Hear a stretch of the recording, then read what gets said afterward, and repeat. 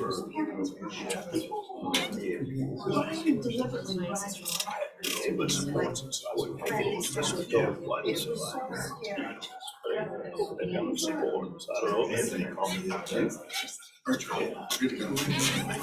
gonna wait 1 minute. Sunday was walking in, so we'll wait 1 second, see if she comes in, and then we'll get started.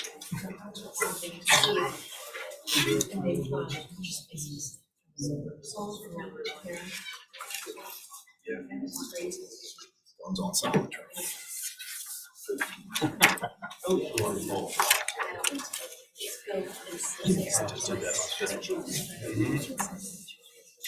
You got any other trips planned this summer?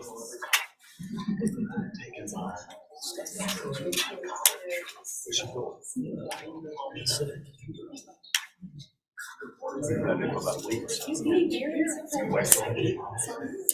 And you're going to that August. How's West? Not as human. I've never been there. Never been. I'm excited. It's a long trip. Yeah. What y'all say? Resort out there? Stay out downtown.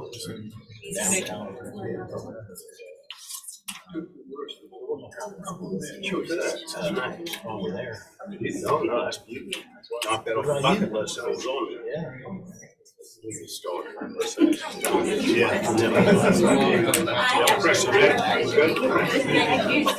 Ladies and gentlemen, we'd like to welcome you all to this July 19th, 2023 meeting of the City of Charleston Planning Commission. My name is Charlie Karras. I'm the chairman of the commission. I'm joined by Harry Lassine. He's the vice chairman. The commission members Donna Jacobs, Kenneth Joyce, and Laquita Bryant Jenkins. These folks are appointed by Charleston City Council as volunteers, and I know you appreciate their work as I do, working on behalf of our city. The way we're going to run the meeting today is I'll read an item for the agenda into the record, and we're also joined by Sunday Lempesis. So thank you, Sunday, for being here. I'll read an item on the agenda into the record. We'll hear from staff about the item, any recommendation they have. Then we'll hear from the applicant. Then we'll hear from anyone that supports the application. Then we'll hear from anyone that has concerns about the application. Then we'll let the applicant address any concerns were brought up, perhaps the final words. After that, we'll close the public aspect of this, and the commission members will discuss, make motions, and decide on the item. If you have a cell phone, I'd ask you to turn it on silent or turn it off. If you come up to speak tonight on a particular item, we'd ask you to come up to the podium. Tell us who you are, where you live, and if you represent someone. Mr. Morgan, I know we have a couple of changes to the agenda, so would you introduce any staff that's going to be speaking tonight, and also let us update the agenda? And yeah, just as a reminder, the rezoning 1614 Trimble Road extension and 1640 Folly has been deferred, so it will not be heard tonight. If anybody's here for that one, that will not be heard tonight. And then we also have 742 Only Road was withdrawn by the applicant, and 2477 Swallow Drive was deferred. Those are the updates to the agenda. My name is Christopher Morgan. I'm planning manager here at the city, and the staff with us tonight.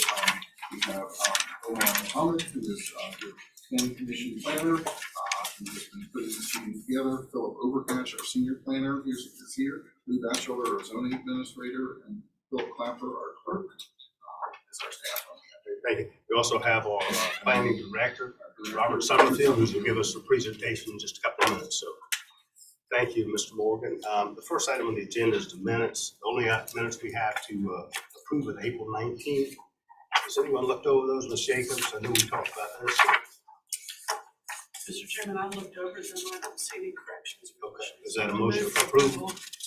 Second, I'm saying, any discussion? All in favor, signify by saying aye. Aye. Anyone opposed? Thank you. That's 6 in favor of that. Next item on the agenda is an update from our director, Mr. Robert Summerfield. Robert, we appreciate you coming. We know it's hot out. We appreciate your input and updating us on whatever you have. Thank you. Thank you, Mr. Chairman. Thank you, members of the board. I think I have a very brief presentation to share with y'all. If you want to go to the next slide for me. So I just want to remind everyone, at least once a year when I come to do these updates, just a refresher for not so much for the board, but for the community. about what the mission for the planning department is, where we focus our attention, and then our core functions here. So while I won't go through all the core functions, our mission as a department for the city of Charleston is to help improve the built environment and the quality of life for all people in the city. We do this by focusing on making sure that our city is waterproof going forward, that we are inclusive in the work that we do, and that we have a balanced approach so that we are not skewing one way or the other in how we deliver on that mission. And so, again, this is just for a refresher. If you go to the next slide, this is our org chart. It shows you everyone working in the department. We have been successful in adding some boxes to this org chart, and I apologize, these screens is a little small, but you have an amazing planning department here at the city of Charleston. Some tremendous team members. You get to deal with the planning division predominantly, but we have a number of divisions in this department that deliver some great services to the city. As we continue to build on that, though, and you'll see at the end when I go over the FY24 budget priorities, we continue to add staff where appropriate, specializing in particular focus areas. This past year, we were very lucky. The city council took a look at our budget priorities and saw that we had 2 positions that we needed to add, which include a mobility planner and an affordable housing development coordinator. Both of those positions were approved in this last year's budget, and we are in the active recruitment process. Hopefully, we'll have our affordable housing development coordinator actually on board in the coming month, and looking at Christopher, and I'm hoping he'll have me a mobility planner that we can celebrate as well in the coming weeks and in the next month. So this is the group. They support more than 110 public meetings, including this body, who meets every month, and a slew of special meetings, as y'all have done this year, to address significant projects. So going on to the next one. Speaking of significant projects, I did want to give you just some departmental updates. The first one I'm going to go over is I just want to make sure this board was aware and the public are aware of where we're at with Union Pier. So the Planning Commission held a special special meeting to hold a public hearing on the applications that the State Sports Authority had submitted for the Union Pier redevelopment.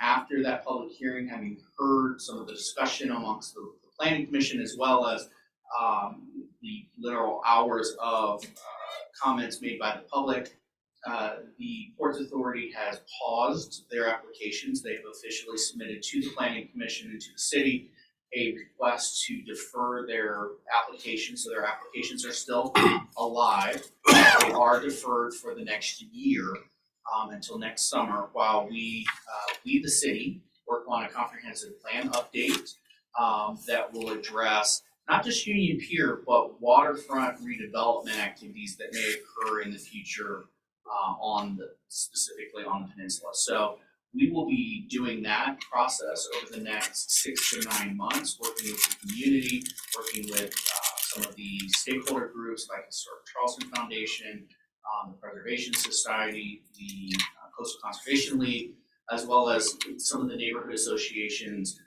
within the peninsula to come up with, and with the Planning Commission, obviously, as you all are the stewards of the comprehensive plan for the city, on what would a waterfront district look like if we were to introduce it as a new land use designation, future land use designation. What would that look like? Again, not necessarily just applying to the Union Pier site, but what would that look like if it were to be applied to other potential future redevelopment sites along our waterways here in the city. What we've begun to do, and I'm sorry, one other element of that update is, so that's the city's piece of the kind of the pause that the Ports Authority has done. Additionally, the Ports Authority is engaging with other groups and other efforts to address some of the conversation points and areas of question or concern that were a part of their application. They've engaged the Riley Institute to kind of create an umbrella for some of those conversations. And I know they will be engaging a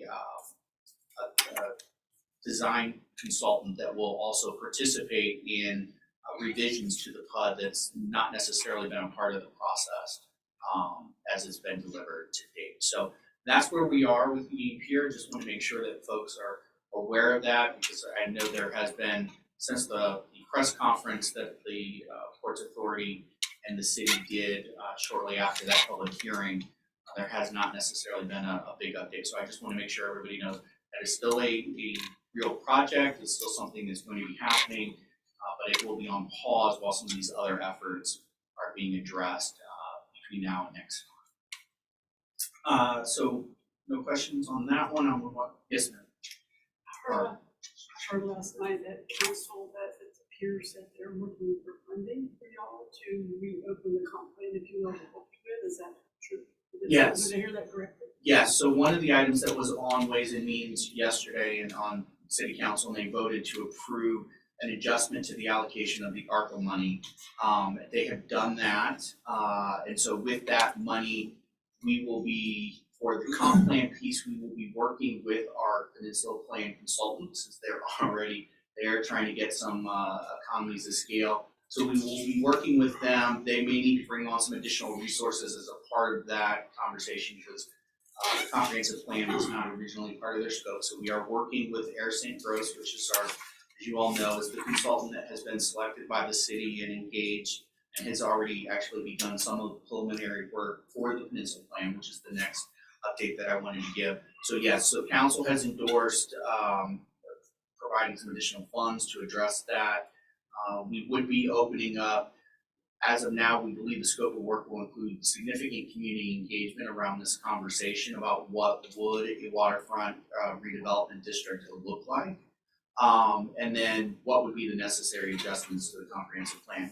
That may include updates to the map, again, to include sites beyond just the pier site that may be appropriate for this new designation, new guidance language as to what this designation would include, and then maybe some updates elsewhere in the document where it's appropriate to introduce language about what this new district would be and how it interacts with the other future land use designations that exist within the comprehensive plan.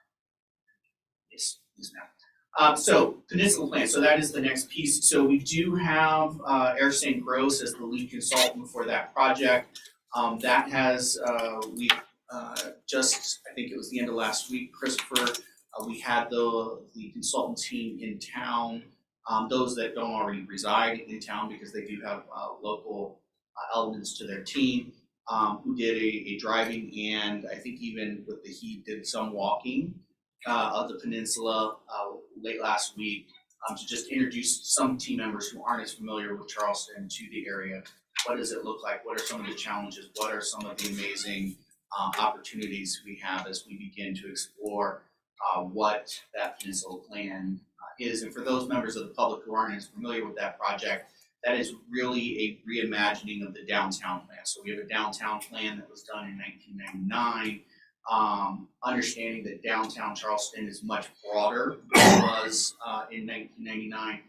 We've kind of dubbed that the Peninsula Plan, and a big chunk of that will be looking at the area that's heavily under consideration for redevelopment and has already seen a significant amount of redevelopment, which is the neck in the Upper Peninsula area. So that plan is underway. Lots of engagement is going to occur relative to that plan.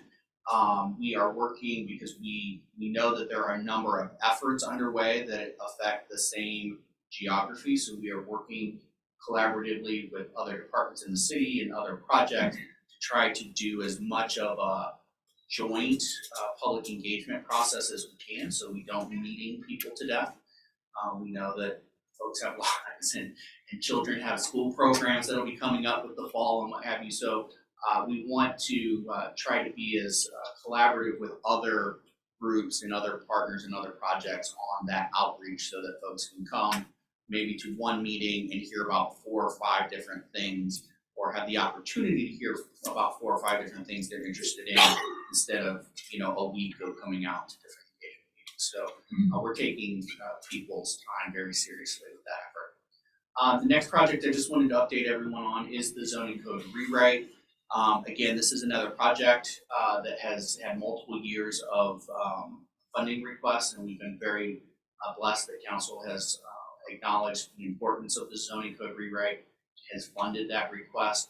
We do have a slight addition that we need to make to that as a part of my budget request for this year. But for the most part, that project is fully funded. The consultants are on board with that. I believe, Philip, we have them in town next week after? July 31st. Okay, so about a month from now, we have them back in town. That will also be when we will kick off our citizen participation process from the standpoint of we are convening a citizens advisory panel. I solicited from every member of city council a recommendation for someone to sit on that panel. That panel will help advise staff on the development and rewrite of our zoning code, in addition to the efforts of the planning commission. And then we will also have a technical advisory committee that will help us, that will be a mix of city staff from different departments, as well as community advocacy groups like the Homeowners Association, other development partners that we find will be very important as we're moving forward with the zoning code rewrite and getting that underway. All of this effort will be underpinned by the work that is occurring through our Office of Resilience and the water plan that is underway. So just so everyone knows, we are taking a comprehensive look at all of these things. The Peninsula Plan will be building off of the Peninsula specific recommendations that we expect to come out of the water plan later this summer or fall. Those things will also, as a citywide effort, underpin some of the considerations that we'll have to make as part of the zoning code rewrite. And of course, all of that builds off the work that was done as part of the city plan, the comprehensive water analysis and land use effort that was done there.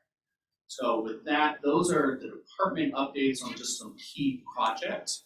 The next thing is just a real quick, just like last year, I want to give the planning commission a heads up about where the department's priorities are from our budget request.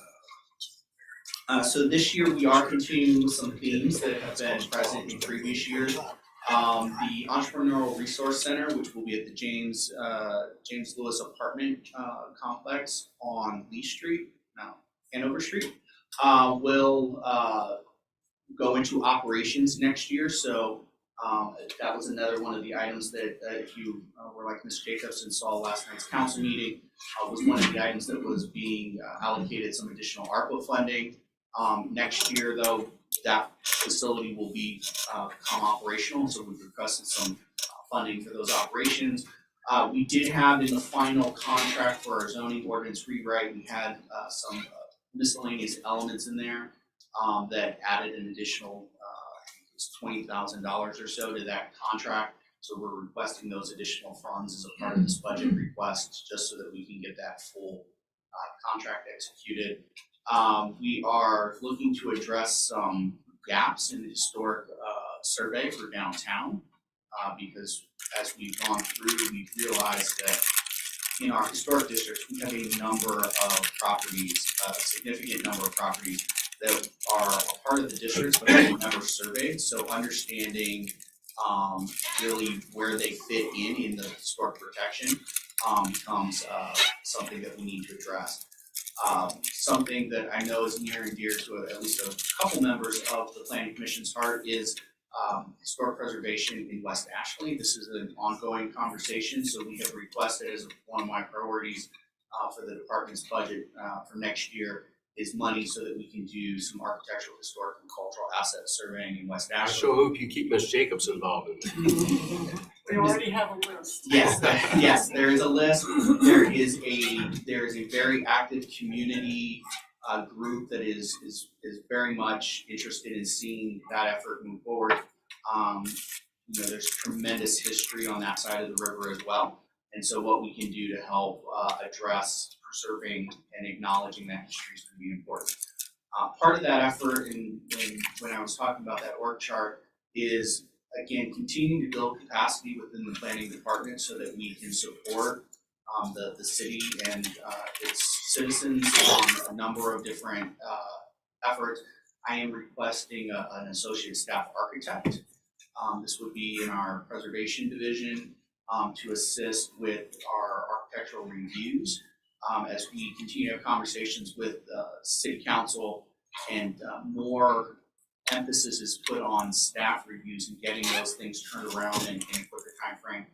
We believe that that will be a very vital part of that streamlining process, but also ensuring that we have transparency and accountability on the reviews. We are also looking for an urban designer. As many of you know, the conversation for the perimeter protection is moving into this design conversation and how would the wall function, how would it look, how would it interact with other elements of the built environment. And so we, in addition to a number of other projects that need to be addressed in our civic design division, we believe that this position can help support the city's role in the whatever the perimeter protection process might look like. One of these, and this might be interesting and of note for this board, as is one of our boards, one of the things that I am asking for in this budget is stipends for board members. This is not something that's ever happened in the city of Charleston, but as we have had the special report from the special commission, and as we look across the country at a growing body of literature about barriers to participation in things like planning commissions and boards of architectural review, representation matters in those things, and we don't have a lot of representation in many of our boards.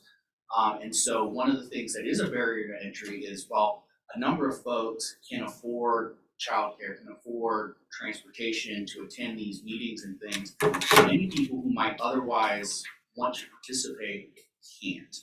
And so this is just one kind of best practice that's out there, and that you're seeing across the country as a thing that communities and particularly planning departments can advocate for, which is to provide a pretty nominal stipend for board members that can pay for a night of babysitting so they can attend a meeting. You all know, because you do this, and several of you have done this for years, you know, it's more than just the meeting. You're putting in a lot of hours reviewing the material in advance of the meeting, you know, calling staff to get answers to questions so that you're as prepared as possible when the meeting comes up. So again, just something that can help break down some of those barriers to participation amongst some members of the community. We're also looking for a number of projects, the King Street Little Jerusalem District commemoration effort. We're looking at a study on how we might be able to do within that King Street, within those historic corridors, a holiday light study that's been requested. We have a number of requests for some operations things just to bring those back up to levels that they had been at prior to the pandemic, or address inflationary costs for things like software that have increased. And then we continue to work on our settlement community documentation and outreach. And then finally, one last project that I think is really important is guidelines for the north of line neighborhoods. We have some very specific requirements under our Board of Architectural Review. And for a lot of people, trying to understand those requirements is not necessarily easy. And so one of the projects that I'm hoping to get funded is a relatively small, but to create some material in layman's terms that can help guide folks who maybe want to put an addition on their historic home north of the line. How do they go about doing that? For folks who need to do rehab on their project, a list of resources that may help them where they may not otherwise know where those resources are or know how to access them. So right now, my budget request is an increase of about $1.1 million. Again, council has been very supportive of us over the last couple of years as we've begun to address some of these issues, and so I'm hopeful that we will have similar support this year. But that is my update, and I am. If you have any questions? Questions, commission members? Ms. Jacobs? Thank you very much. Thanks for the presentation. When you were speaking about the citizens task force for the zoning code rewrite that we're doing, idea just flashed into my head that maybe, because I think this is a grand idea, because what I also heard at council when I listened is we have so many things that are happening in the silo, and sometimes it's hard to get the communication out there about things in education. And these citizens not only are feeding in, but they're also feeding back to our community. So I think this is a very grand idea, but maybe they can also be employed with the Peninsula Plan too, because even though the Peninsula Plan is just for the Peninsula, there are people like me who work on the Peninsula for almost 40 years, even though I live in West Ashley. So I interacted with the Peninsula on a daily basis for work, even though I didn't live there. So I might have some insight to a Peninsula Plan from a work person. I also come down here for meetings, and I come down for entertainment, even though I don't live on the Peninsula.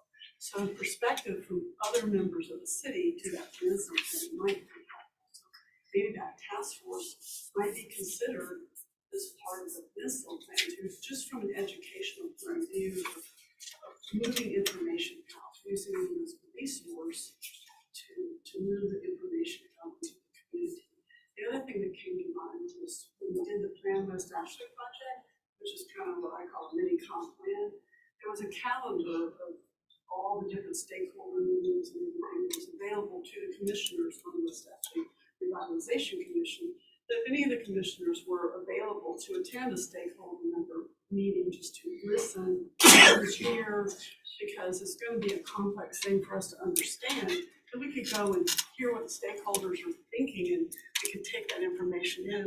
And I would really encourage the department to provide that to us, because I know I attended every one of those meetings we did in West Ashley as a commissioner, and I was working at the time, and I still attended the meetings. I'm not saying we should be encumbered on that, but we have a really great commission here. We're in really good communication with each other, and if Sunday went to a meeting, she could give me the buzzwords or the flavor of the meeting. If I went to a meeting, I could share it back out. So even for like the citizens task force that was meeting, the consultants the week, you said the 31st, I would love to be at that meeting. I would love to know when the consultants are in town and have that calendar available to us. That if we are available, we can come and listen and take that information in as well. The more ears on the situation and the more communication we have, I think it's just the better the process. Absolutely, and part of when they're in town, part of the work that they'll be doing, and Philip is our lead on that as our planning division senior planner, is to kind of set that schedule, because right now we've been kind of ad hoc with the schedule, so I think that's part of when we convene that citizens group is to kind of get a feel for how often they are comfortable meeting, and what have you, and then establish a schedule. So absolutely, there's no problem sharing that out. That would be great, because I think education, communication between all these projects we're doing, like the water plan, how it integrates into zoning. I think being in a silo, if we can avoid that somehow, and being at meetings and communicating with each other would be great. Yes, absolutely. Other commission members, questions, comments? One thing that I have is, one of the things that this commission's been concerned about over the last few years is workforce housing, affordable housing. Is anything the city or council's talking about, or the staff is talking about, presenting to council about? One of the things I think they ought to look at, it may not be a popular item, is they have incentives for people to workforce housing, they pay a fee in lieu. I think there needs to be some changes where there's some mandatory workforce housing and some future things. That's just my personal perspective, and I'd like to see this commission maybe present something to the city in the future on that. So it's not everybody's paying the fee in lieu, and we're not going to solve the problem. So I don't know if you have any thoughts on that.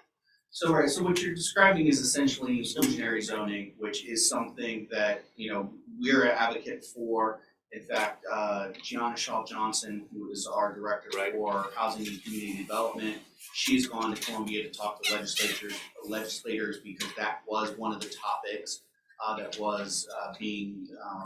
I don't know if legislation actually ended up getting introduced this past session. at least was in the conversation for, I didn't think it actually got introduced.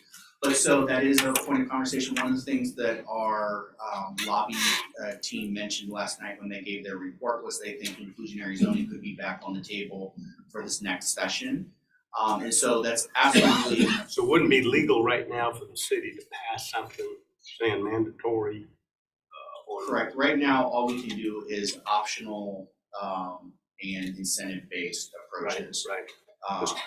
But I hear you. Mr. Chairman, I do think, and Mr. Summerfield, one of the, 4 or 5 years ago, the fee in lieu was introduced. And that replaced a system in which, the developer chose a particular zoning category that then required them to build housing. So I think perhaps that might be what the chairman is referring to, and that, I think it bears us. We said from the beginning when we passed that fee in lieu ordinance that we were going to continue to evaluate it on a periodic basis, and I think I'd agree with the chairman that we need to look and see if that's really producing the housing that we thought it might, and if particular zoning categories that allow fee in lieu, we might look and see if that we want that to continue. Would that be just in the zoning rewrite that we would exclude it, or?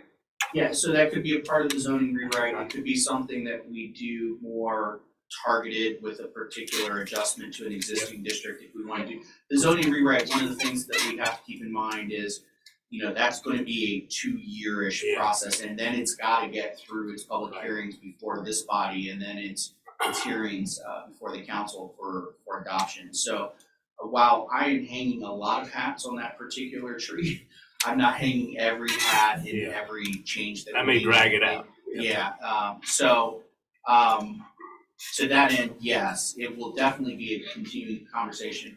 But to your point, Vice Chair, the constantly taking a look at the fee in lieu and the existing provisions under our MU workforce housing, and anywhere else where we can provide an opportunity to address workforce housing, create an incentive. One of the things we are working on, in fact, we will be going to the Community Development Committee of City Council in August to update them on a proposed ordinance is to create this priority status category. So if you are a developer and you're doing workforce housing you're just doing it as a part of your program, and it's not something where you've asked for city money for, we're going to, wipe out all the fees for that so that you're not paying fees. We're going to put you at the front of the list of our queues, which are admittedly long in terms of getting reviews done, so that project can get off on the right foot. We know time is money for every development, but for anything involving affordable housing, it's even more so. And so that is something we are working on right now.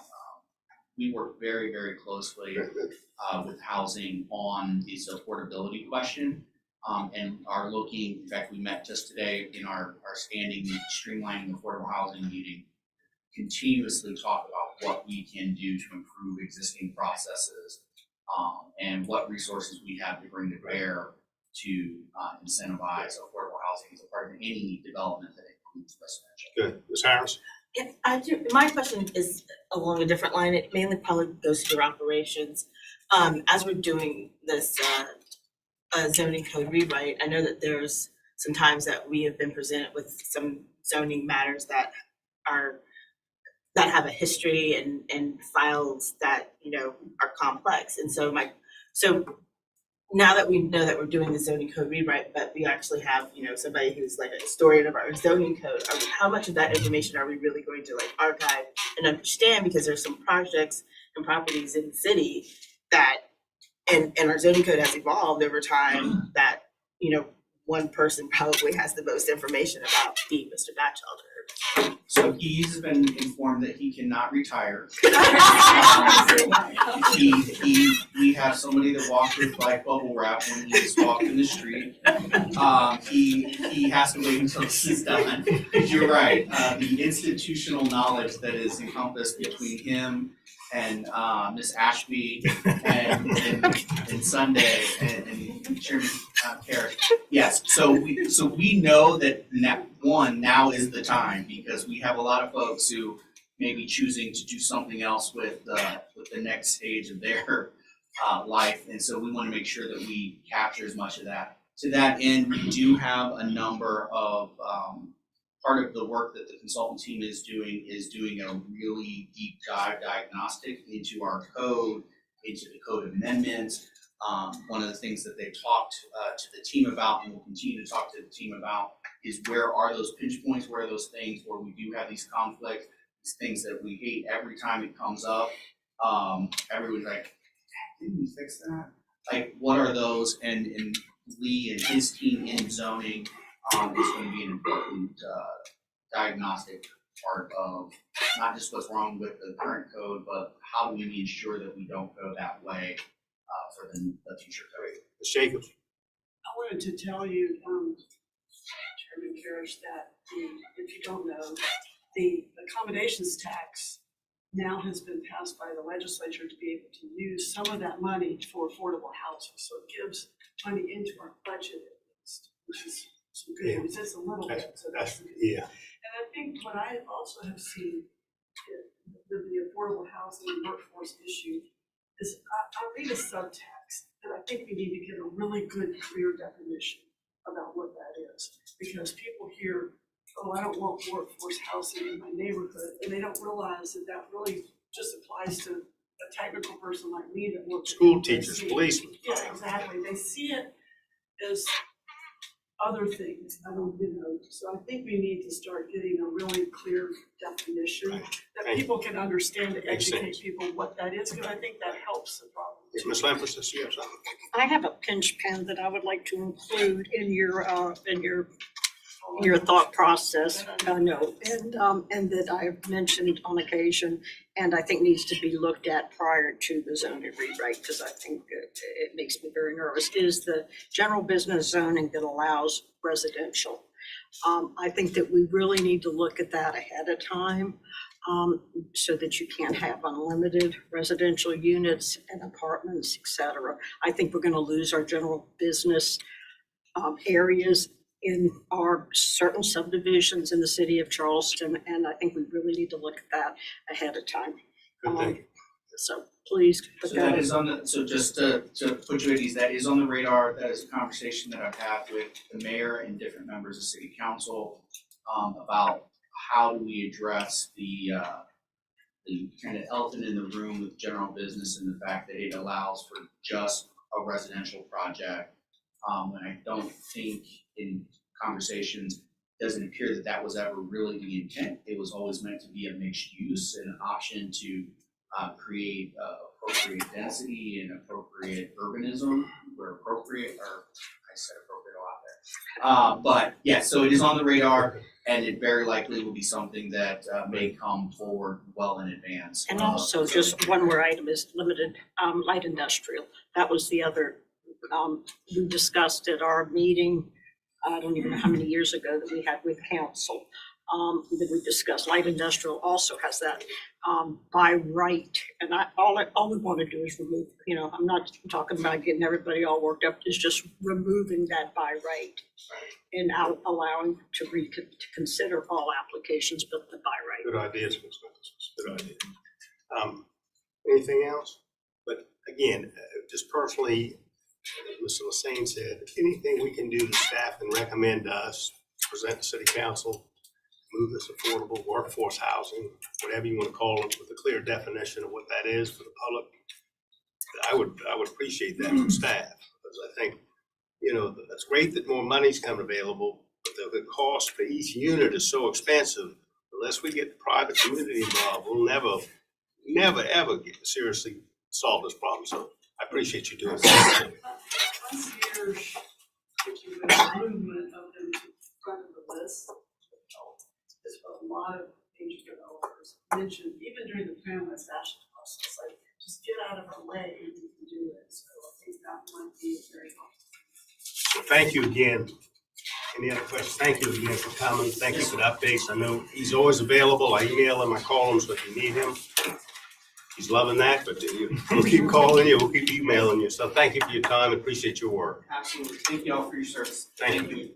So, moving right along, rezonings, number 1, 1614 Gribble Road, extension 1640 Folly Road, that has been deferred. Next item, rezonings, number 2, Polish Sport District PUD, Blacktop Peninsula, 99 St. Philip Street, 106 and 110 Hammond Street, approximately 2.0 acres. CMS number 4601, 603, 001, 4601, 603, 127, 4601, 603, 143, and 4601, 603, 203, 4601, 603, 219, 4601, 603, 017, 4601, 03, 4601, 603, 018. Special plan unit development PUD. I hope I didn't miss too many. Special plan unit development PUD, concept plan approval, zone DR2. Mr. Morgan, or is this Mr. Batchelder or? I'm gonna do this one tonight, so, Okay. so yes, this is a very small, fairly simple, location that is seeing some transition and also seeing pressures from the College of Charleston area and potentially having the ability to relieve pressure in surrounding neighborhoods for student housing and other college facilities. And it's a privately requested development or PUD that is not coming from the College of Charleston, but what happens here will be very much related to what happens at the College of Charleston and might possibly leases, things like that. But to orient you all to the site, this of course is Cumming Street going north and south, Duncan Street intersection here. College of Charleston's Science Center is right over here. College of Charleston owns this AT&T building here and another Bell South building here and this parking deck here. The applicants own the condo building that was built here at St. Philip and Van Ross and have done a dramatic improvement of that building, complete exterior recladding, and also own the property that is back here that is the former YWCA. And then there is also a couple of folks who own the historic house that is on this property on Cumming Street as well. They're part of the overall PUD. Some of the things that also surround are the nearby church in the Radcliffe Borough neighborhood, Charleston water system site that's over here, and then some college facilities that are also on the eastern side of St. Philip, through here, which are primarily college housing. In our comprehensive plan, this was designated as neighborhood, and that's part of the reason that the HUD is necessary for this kind of amendment, is that neighborhood designation does not talk about having a lot of density, and what we're talking about here is not density that would normally be assumed with standard residential units. These are more like dorm residential units, which are very different and typically part of an overall college community. So that's one of the reasons that a PUD made a lot of sense for this as opposed to just a standard rezoning. So just a little bit of differences here. We try to give you all comparisons here. Of course, planned unit development is tract of land or plan developed as a whole, a single development stage or phases. Whereas the current zoning is the diverse residential DR2, which is 19.4 units an acre. So essentially about 38, 39 units could be on the site with the current zoning. And a comparison chart here between the PUD concept, how PUD works and how DR2 works, and then some of the aspects from the PUD that is being reviewed by you all tonight. And I'm going to come back to these in just a second because I want to kind of give you some more site orientation. So again, parcels that are involved with YWCA, this historic house, which is kind of L-shaped lot here, and then the parcels that are involved with this condo here at St. Philip and Van Ross. Here survey plats of the condo and YWCA, and here you see the two designations on the ground for the PUD, the college support zone district here, which also involves the historic house, and then the college housing district that is in this location here. It would involve the existing condo as well as potentially a new structure that would front on And our recommendation is for approval here. What PUD essentially does is gives allowance for college housing in these two designations within this PUD. At present, there's 63 student housing units in that condo at the corner of St. Philip and Van Ross. And then the college housing district would add another 75 into that 75 student housing units for 138 maximum. And then in the college support district, that's the site of the YWCA, there would be up to 250 student housing units. That equates to the number of beds, as you see down below, and also allows for up to this amount of square footage.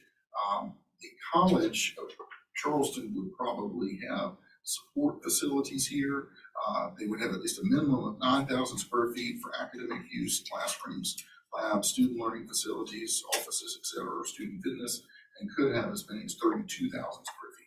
Possibly on the ground floor, they might possibly have offices and start house, things like that.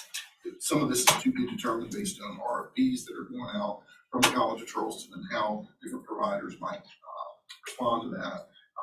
The bottom line is that the College of Charleston is in a kind of housing crunch, and this is a way that that housing crunch could be eliminated, or at least relieved a little bit, and it could also help us with our overall goal of trying to pull student housing out of the surrounding neighborhoods to help the neighborhoods become more livable. So with that, I'm going to turn it over to the applicant, let him kind of explain some of the things that are going on here and how they plan to make this work. Thank you, Mr. McAllister. Come on up.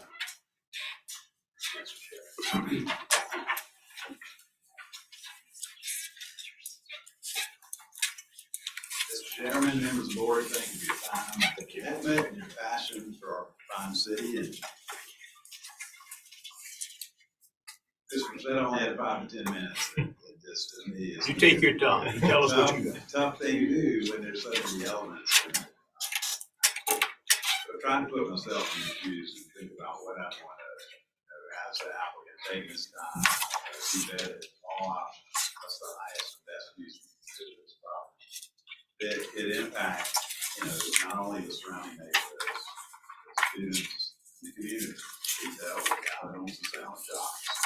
It's always been interesting to me that when the college went to the neighborhood, chairman around when this happened in the late 80s and early 90s, and didn't have any beds. Anna Rogers was from my company, pretty much our whole team were students at the College of Charleston. It was students that moved into the neighborhoods. And I always would see newspapers in the neighborhoods going at it. Weekly article back in the early 90s. I didn't understand why developers and real estate people weren't doing something about it. I talked to Alex Sanders and said, build some dorms. And he said, that's way down the list. He needed everything, classroom, cafeteria. And he said, you go build the dorms. And didn't have any real estate background, but I understood because I was that market.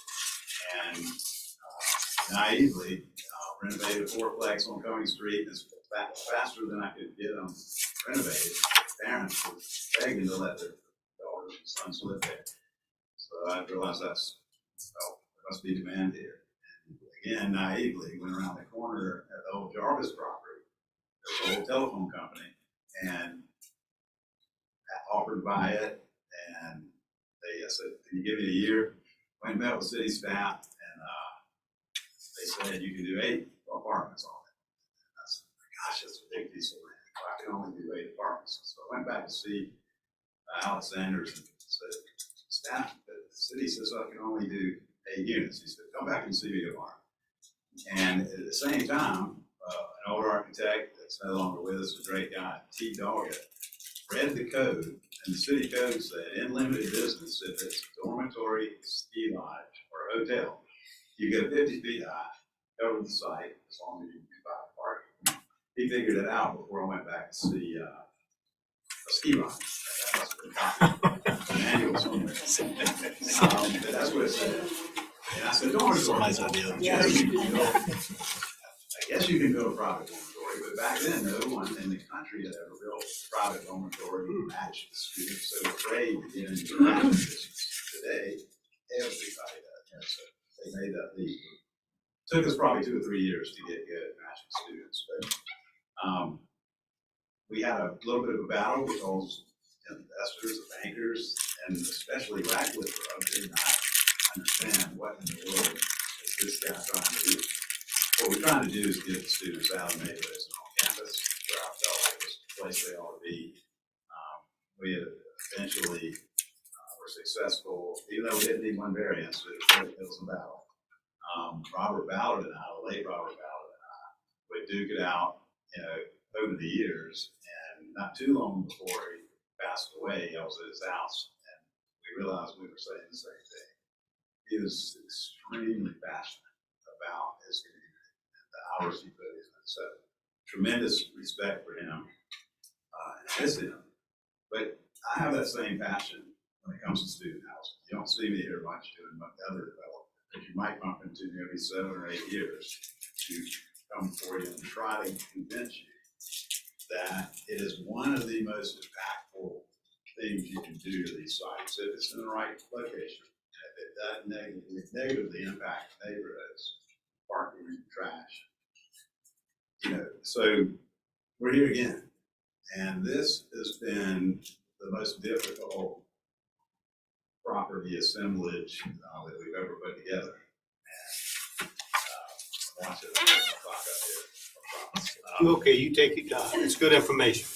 It is clearly the solution because we don't have those articles in the paper anymore with neighborhoods that are fighting. And it's simply because 2,000 beds were added, between 1990. Sometimes they're private, and sometimes then the college, when they go through their long process to get the funding, will come by them. Sometimes they'll do long-term leases. You would think, well, why doesn't the college just buy land and build dorms? I mean, they can't compete. They have to spend a year going through their process to get permission to do any of that. And it's my hope that one day that the college will end up with a real estate foundation, the university, and some other campuses in the country where they can move swiftly and work on these things. I think college wants to get to 45% of their undergraduates. Another fascinating thing about college is they have not grown. If you pull up the state sites, look at all the other states, most of Carolina, because of the Carolina, they doubled and tripled since 1990. So the college has done an amazing job. Well, they probably grew too quickly at one time, the late 80s and 90s. They stayed at around 9,000 or 10,000 undergraduates since then, and struggled to get to what their master plan every 10 years. They get a master plan is consistently told them you need 45% minimum undergraduates, kind of the freshman and sophomore class, on campus. And now we're finding out why it's important for these freshmen and sophomore. Not only is it better to have the younger students out of the neighborhoods because their brains aren't as developed as they are when they're seniors. And they might not make the best neighbor when they're younger, but their graduation rates, there's just all these interesting reasons why it's better, clearly better for them to be on campus. Security. So I remember meeting with YWCA with the college maybe 25 years ago. We had planned on building a parking deck that's there now. And then the Y asked me if they ever move and let us know. And I think I was on vacation and got a call from an office that said YWCA is on the market. And I said, wow, great. I called the college, called the CFO of the college and said, hey, I guess y'all know about that. It's on the market. And so the college made a run, but fell out. Fell out well before the private sector offers that came in. What I've been told, maybe verify if you have friends from the Y, but the 3 bids came in, 1 was ours, and that a discussion was made that the college development ends up with it, he'll get it back to the college. And that was the intention. And here we are 9 years later. We approached Radcliffe to do a project on the Y on the Cummings Street facade, and then the city decided to change all the height. That was a huge, great move. But we backed up and waited. In the meantime, we got interested in the 99 St. Philip building that Yep. The building was 63 individually in condos. They, That's the S&S cafeteria, correct? That's where S&S cafeteria was back in the day. I believe so. Yep, yep. That's how old I am. That was, isn't that right, Cindy? That's before me. Actually. I don't know, Charlie, that was before me too. No, I remember that part. No, he was right. Well, that building was sick. And it was, condos that went from all over the country that had been renting them and the assessment to redo it, I think it ended up in. So that's probably never gonna happen. But what I remember calling Johnny Warren, one of the greatest gentlemen ever, he's left us as well. Called him, I turned in, I said, Johnny, are you sitting down? He said, yes. And I said, I want about 63 individually owned condos on St. Philip Street. And he said, have you lost mine? And I said, probably, but it's adjacent to the block. And if we could get it, the combination will create a footprint at the college, at Lee or the college. They were individually owned? Sir? Those condos were individually owned? Individually Boy, owned. you must have a heck of a 5 job. years. 5 years. There was one lady that said, I'll be the last one to sell. And she was. She did very well. But the first house sold immediately because they knew that they didn't have a big assessment. So, but we were patient. It took 5 years. We did that. I think it's important for you to know that that's kind of the lengths we'll go to create these footprints and get students out of the neighborhoods and on campus. I can answer most any question you could hit me with, but a big change has happened. We've been planning on doing student housing here. We renovated 99. It was going to be rented to the private market, and this is where the big changes happen. It's always been expensive, but now it's too expensive. The rents downtown have gotten out of this. I know you talk about affordable workforce and affordable housing. I had one person that I respect say nobody cares about the students. I said, well, I do. And it's a big deal. I grew up in Belton, South Carolina. I've never heard of $1,500 rents in Belton, South Carolina. So to me, I think there's a big population of parents and students that really cannot afford to live downtown. So the dorms are the option, really the only option. So we were gonna bring these 63 units, we're halfway through renovating. It was an expensive private product. And students, some of the upperclassmen were told, we don't have enough bed street, you need to move off campus.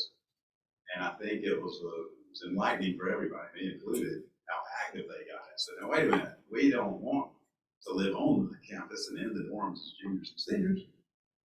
But we cannot afford to live. So the affordability issue hit everybody smack in the face, like, wow, this is a big deal. They did a great job. They had to sit down with the leadership. President Chu and the chief of staff that's here tonight called and said, hey, would you consider renting that to us as a dorm? And I said, okay, well, how much? Can you make it the same as private? President Chu said, no, the students demanded $3,500 to $4,500 a bed, and they dictated what was affordable. And so we worked on it. I was like, okay, you pay for the trash. We worked it out. I need summer income. You can only have it for 2 semesters. I mean, it's that tight. And the fact is, we did not get the place full for the summer. I thought the students coming from other campuses who didn't have facilities would be a place to stay. We would have plenty of summer rental income. Well, that didn't really work out. But we're making enough. We're paying the bills. But this application of the 2-acre PUD has 2 elements. It's the college support district. And what we're trying to do is free up as much of the site as possible for the college to decide programs, classrooms. They need a gym, a big gym. They lease one now, and they can tell you there are a lot of uses, needs that they put there. So they added some of the uses that they would put into this PUD until they can go through their process and identify exactly how. So you have a college housing district that's really a college affordable housing district, because we were able to get the price down. And so for a 2-bedroom, it would have been 2 people, a very very expensive. It's now a 2-bedroom for 4, and it's a residence hall, leased to the state for $3,500 a bed. So we did it. We got a CEO about 5 minutes before the students got there. We made it happen. Like I said, I'm gonna wrap up with, I could go on and on, but this might be one of the most important decisions, applications. I think any question you have is barely on your mind. I really would like to get everyone's support. Because I'm really sitting under this project, not very often, it will affect so many different people, not just the students and the parents. By making it a business all, lower pricing, not getting the college up to their goal of 45%. But the neighborhoods that live around it, if enough beds are built there, it is going to be a dramatic impact. Just think about it. 4 kids are in houses all around town. What about 1,400 dormitory students? Huge, massive impact. Retailers, it sounds a big deal. So I really appreciate your time, and I hope you support this. And answer anything you need. Thank you. Is there any questions of the applicant? I have a question. Ms. The Lemon? $3,500 per bed per month Semester. semester. Okay. Boy, Ms. Lempsey's got a lot of money. He would be doing okay if he got that. Thank you, sir. I was wondering Appreciate it. $3,500 per month per bed. I'm in the wrong Would anyone like to business. speak in support of the application? Come on up, young lady, and tell us your name and where you live. Hi, I'm Liz Soul Brainerd. I'm the president of Rackleboro, and we are in support of this. We had an actual neighborhood meeting on April 20th. They did a really nice job presenting the different options, why it is so important to the college. We also have had a number of individual meetings with the college and with the developer. The only concerns that our neighborhood has expressed to me would be college has to keep their enrollment, essentially stable. This is not additional housing, so now they go to 1,200 or 12,000. That they provide the security, that they provide and residence assistance, those kinds of governance of the students, and then that they limit severely the parking. We don't want overflow of freshmen and sophomore students with cars that are now all of a sudden parking illegally on our streets. And then I guess I would put in a little bit of a plug. We have a meeting on the 27th. We're gonna learn more about Cumming Street becoming two-way. We think that would go a long way to helping make sure the students are crossing safely to their classes and to the library. Thank you, ma'am. Thank you for coming. Anyone else like to speak in favor of the application? Come on up. Tell us who you are and where you live. Thank you. Yes, sir. Good afternoon, Commission. Chairman, my name is Chip Urban. It's ERBIN. I'm the property owner and business owner at 313 King. I've been there 27 years. We back right up to the College of Charleston. So in relation to where we are right now, about 2.5 blocks away, this project would be about 2.5 blocks away from my store up St. Philip's and Cumming in that area. I'm in support of the PUD. I'm also in support of bringing back S&K or S&S or the Crest lunch counter. Either one you can get, I'm in support of that too. But I'm familiar with the developer. We have one of their projects right out our back door. They run a nice ship. It's my property behind my shop is much cleaner, much safer, much more vibrant, and it's just an all around much better situation than what we had before with a lot of crime, a parking lot, needles and things like that laying around. They came in and managed it and ran it really right, and so I'm in support of it, and think everybody in our area thinks the same. Thank you, sir. Got a beautiful store too. Thank you. Yes, ma'am. Come on up. Whoever's next, come on. Whoever wants to come up. Mr. Olay, how are you? Good to see you. Good evening, Kendra Olay, Historic Charleston Foundation. Planning Commission is a lot more fun when I get to speak in favor. We like you better. We like you both ways. Mr. Chairman. As Mr. McAllister pointed out, I think this is a really great livability changing proposal that you have before you this evening. It truly is problem solving. Getting the kids out of the neighborhood is a huge win for livability on the peninsula. I do have 2 comments. Number one, while it's a big win to get the kids out of the neighborhood, the students out of the neighborhoods and get them onto the campus.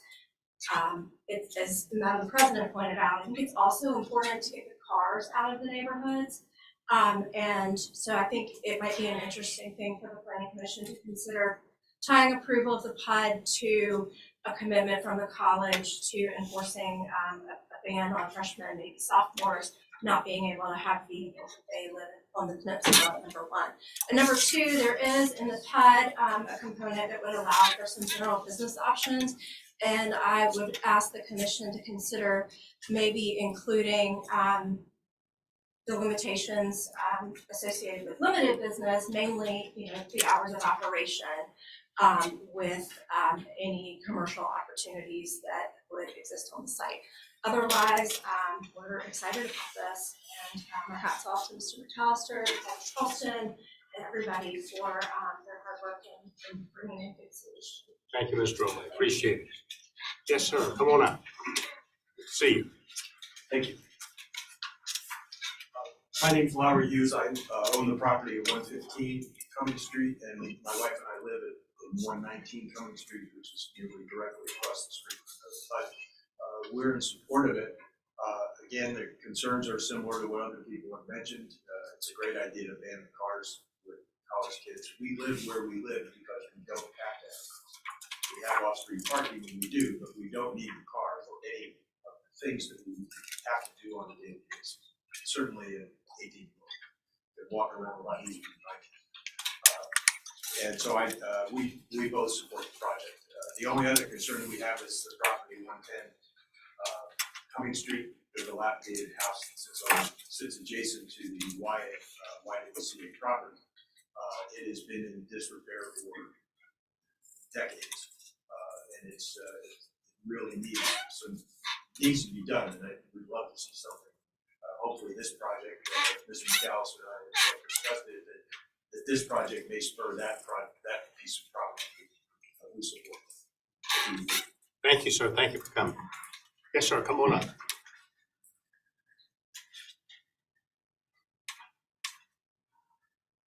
Yes, hello, I'm David Richards. Full disclosure, I worked with Anthony on this project as the architect.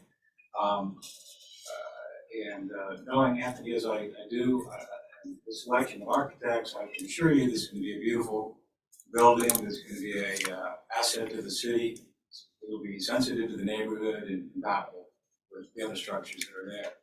And certainly, one of those other point that I would like to introduce to the board, you all are probably aware of this, but I've read recent studies about the advantages for students, undergraduates, to be on campus relative to in the neighborhoods. There's been study after study that shows that what an advantage it is to the students in terms of their grades, in terms of social life. These are things that all make sense for me to bring these students onto the campus. Keep them involved. It's a huge asset to the city and college to do that. It makes a lot of sense to get the cars off the streets. Thank you, sir. Thank you for coming. Yes, sir. Come on up.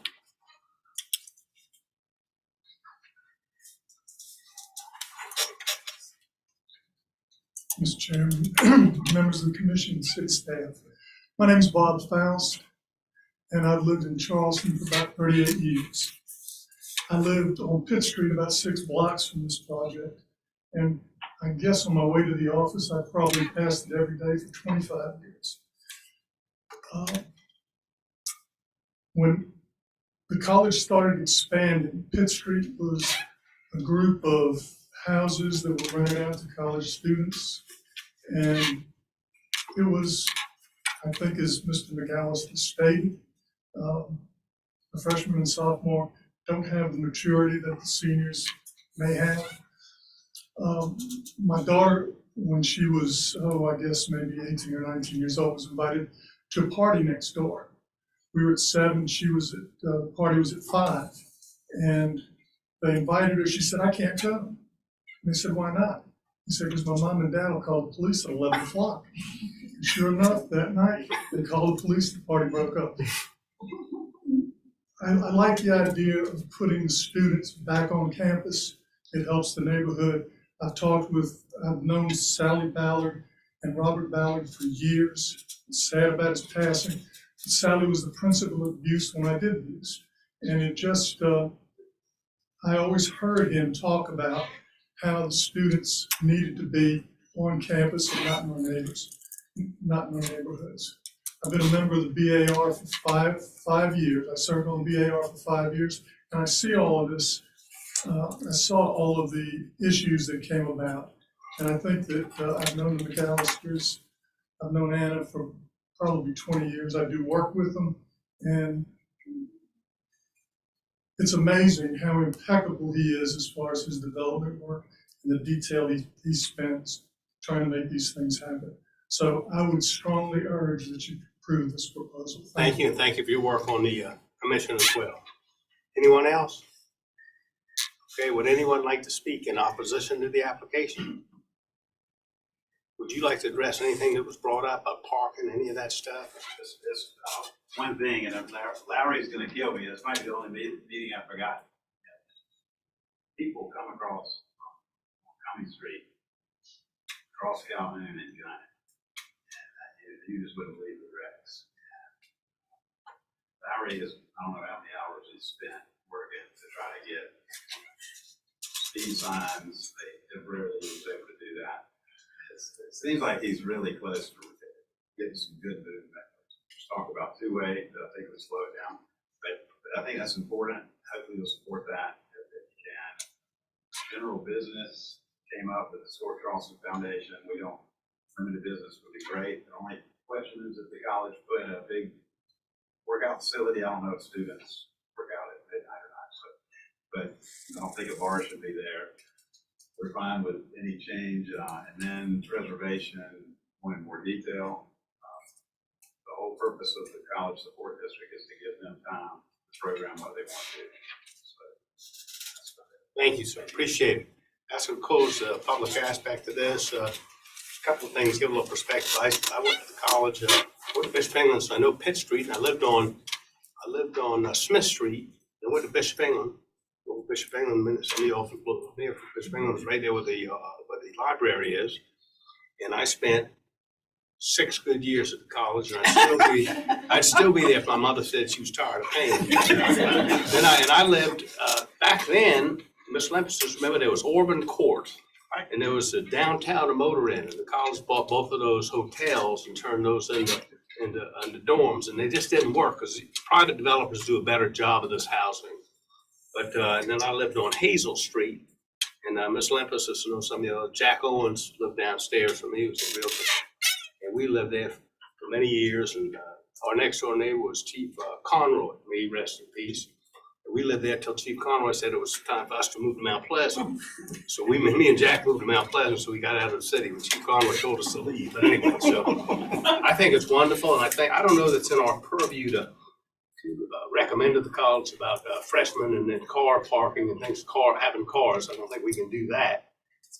Tough on this one because the college isn't directly involved. I would think personally that the whole thing about them coming downtown, if they'd lived downtown, they wouldn't have to have, hopefully they wouldn't have to have a car, I hope, and they wouldn't infringe on it. I mean, hopefully they won't need a car, and they can walk and go eat and shop and everything else. So commission members, discussion, motions. Ms. Harrison. First of all, I am still stunned by the SNS. That's before your time. I know it's before your time. We missed it. It was sad. Nobody went, when you were in college, nobody went to the, I don't even know if we had, I'm sure we had a cafeteria, but nobody would eat there.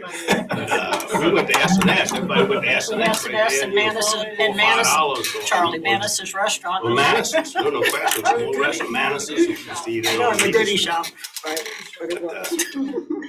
But the. Walk down memory lane, walk with us. Go ahead, Well, you take your time. I had every birthday at SNS, but that was at the West Ashley. Every birthday. But that's neither. That's neither. Every family photos at the SNS too. But at any rate, the point that he was making about the conflict between neighborhoods and college students, is an accurate statement, and I think that conflict has is still exists, but not in the way that it does today. And that's primarily because the students have a place to go. And I know that I think last year they passed the new ordinance for housing developments for multifamily because of the fact that students were having those ragers. And when you start putting them back on the dorms, they can't have those day parties that have pools and, flying off of balconies. And so I think that is actually a good thing. And it works. It works here. I think, that's what it's just proven over time. And the fact that you see other developments that do it, like Hoffler Place, when you set the bar so high and other people have to follow it, that's where you are. Thank you. Yeah, I'm sorry. I would like, are you finished? Yeah, okay, I would like to, Ms. Shirley, I would really think that's a good discussion for y'all to have with the College of Charleston. I know most people that send their students here as freshmen, if you don't get an apartment that has parking, you don't get a car for the most part. So, but I do believe that that's a discussion that the city of Charleston and the historic Charleston and the preservation really should have with the College of Charleston if they do utilize student housing. But so I think that's a good idea. And then really, I think everything else looks great. You do a great job as a counselor and everything you do. Yeah, I'm gonna, But we haven't, one question, we didn't get a copy of that PUD, did we?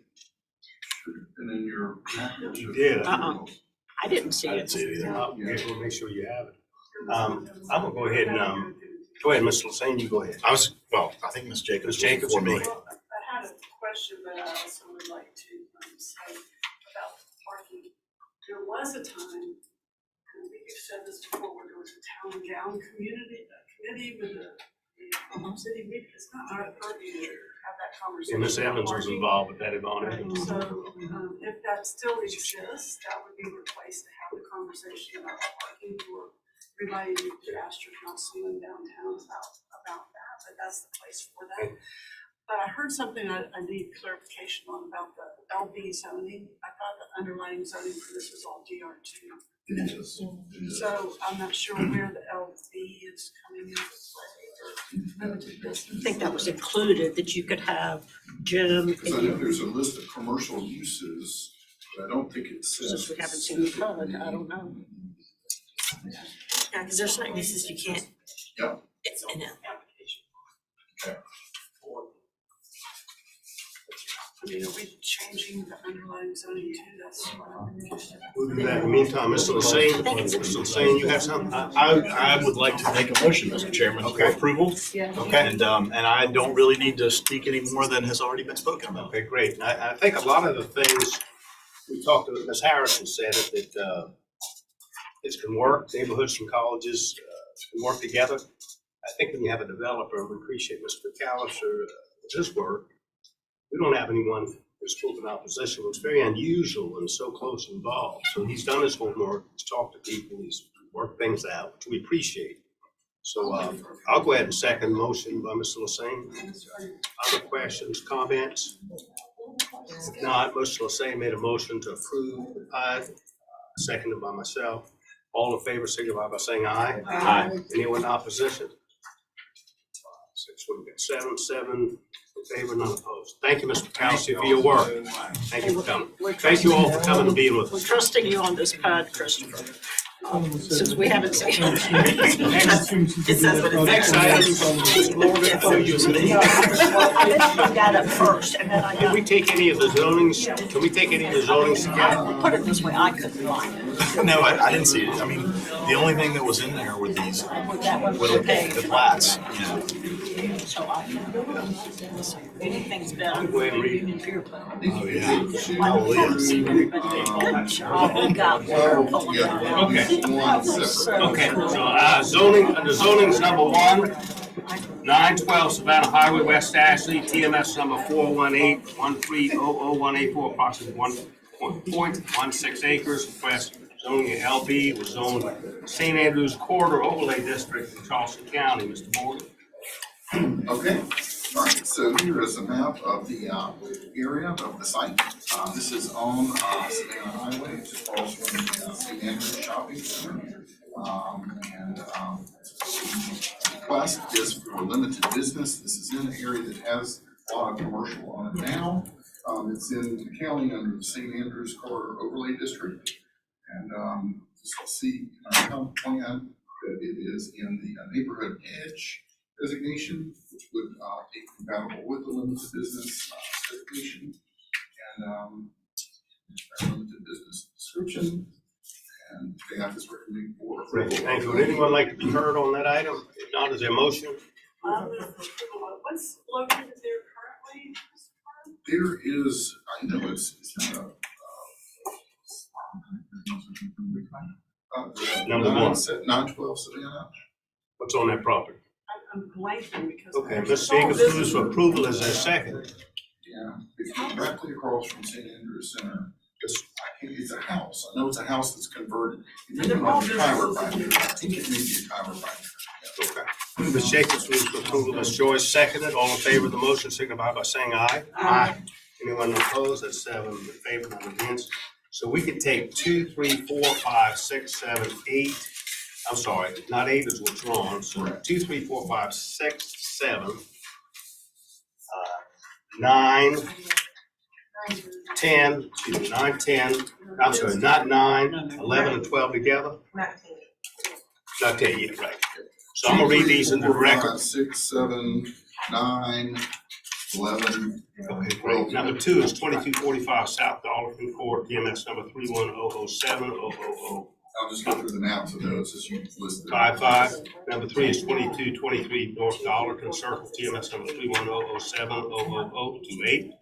Number 4 is 2138 Wahoo Drive, TMS number 34306000181.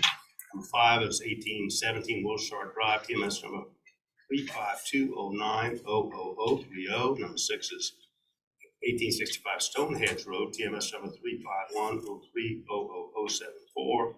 Number 7 is 1727 Mulmar Street, TMS number 352130063. Number 9 is 2205 Wahoo Drive, and that is TMS number 343050045. Number 11 is 743 Swan Avenue, TMS number 31002000182. Number 12 is 1628 Boone Hall Drive, 3531400137. Mr. Morgan. Those are all recommended for SR1 based on lot size and neighborhood compatibility. Thank you. Does anyone like to speak on these? Young ladies, y'all been so quiet. You must, would you like to speak on anything? No, I was here for this. Oh, What were you here for? I was here for number 11. I mean, I came because they put the sign in my yard that said there was a meeting, so I thought I had to be here. No, but we like, and you miss Concom? Yes. Okay. You know what? You didn't have to be here, but we appreciate you being here. We welcome you. Welcome to the city. Oh, well, We're glad you're gonna join the city of Charleston, yes. I say if I don't go, maybe they won't let me No, we want you. But you know what? We're glad to see you, though. We appreciate you coming and spending time with us tonight. Okay, thank you. Great. So is there would anyone like to be heard? If not, is there a motion for approval for the items listed? Ms. Lepsis? Oh. And Ms. Lepsis, second by Laquita Bryan Jenkins. Any other discussion? If not, all in favor, signify by saying aye. Aye. Anyone opposed? That's 7. Ms. Jacobs, you had something? No, 7. I just want to formally ask for the record why. Wait a minute, 7 in favor and none opposed. I'm sorry, you go ahead. Formally ask why the deferral and the withdrawal. I'm formally asking. What is it? I'm sorry? Why the deferral and the withdrawal? I believe that the deferral, that was the one where you posted and you discovered something about that there may not have been communication between a property owner and a tenant in the house. We just stuck it That may be going away. And then holding, we do, the DSD is extremely aggressive. I I mean that clearly, very, very aggressive. They go to these folks who choose to annex and give them lots of information. I don't know how much of it is correct. And say you shouldn't be leaving the PSD. And so they're pressured. They give them legal forms to say, won't you sign this form saying you want to rescind your annexation. We've had 2 or 3 that have done this so far. It's a tribute to folks like these nice folks here that have stuck with it despite the PSD coming after them. So, tactics. The other thing, I had one announcement is that, we have accepted the resignation of Ms. Johnson, regrettably. She just has so many conflicts that she couldn't make it, so we tried to work some things out, it didn't work. So we're looking in the cities, talking about some different people that would, hopefully someone that would be from Daniel Island, we need to cover that area, and hopefully someone that's in real estate. So we're looking at some people, and Ms. Johnson are recommending one person, so we'll see where we go with that. Any other things from the commission members? I actually will check on that too. I know a fair amount of real estate people on Daniel Island too, so I'll see what might be interesting. She recommended one person, I'll send the name to you as well. Okay. Do you have a date for the citizens task force meeting set for the Clarion meeting? Ma'am, you want to, hold on one, yes, ma'am, you've been so quiet, what do you want to say? No, I wanna ask you, if you think, as long as I was sitting here, I did put some money in the meter, but I'm sure my time is up. Yeah, they stop looking at the meters at 6. But you know what, ma'am, if you go out there and you got a ticket, you bring it and I'm gonna take care of it. You've been so nice. Thank you. No, it's Why don't you give So good, Chuck. any other questions? her something? If not, is there a motion to adjourn? So moved. All right. Thank you. Everybody be all right. Everybody wants to be on that. Everybody, since we really haven't seen each other since the meeting, I just want to say, we're off the record, right? I don't know, this might be still on. Oh, you better shut. Okay, we're off the record. Way to go on Union Pier, guys, is all I can say. That Well, was, it worked out. worked out wonderfully. Thrilled that they're revisiting this, and I'm and sure even they're using though. the Riley group, from college. I hear about it at least an hour a day.